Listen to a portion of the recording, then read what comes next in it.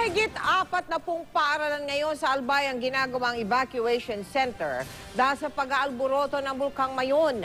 Wala mang maayos na silid-aralan sa ngayon, ang mahigit 50,000 estudyante doon, tuloy pa rin ang kanilang klase.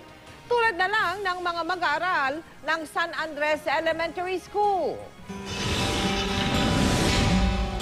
Kahit tanghaling tapat, tuloy-tuloy ang klase sa mga tent sa San Andres Elementary School sa Albay.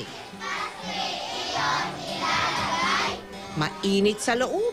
Shifting ang pasok ng mga mag-aaral na pinagsama-sama mula sa 4 na paaralan. Ang hirap dito sa akin, hindi kami makapag-aral ng mabuti. Ang mismong mga silid-aralan, punong-puno.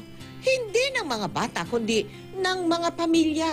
The directive given by our governor give priority to the evacuees. That's why we offered our classrooms for the evacuees. Sa home economics classroom, pansamantalang lumikas ang pamilya ng graduating student na si Gerald.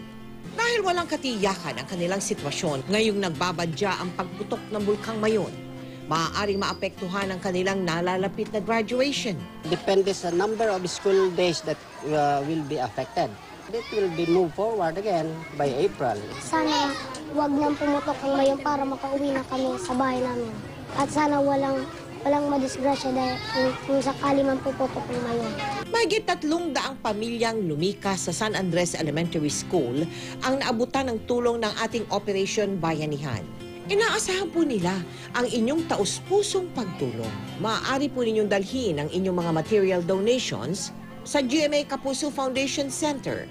Para sa mga check at cash donations naman, naka-flash po sa inyong TV screen ang aming mga bank account.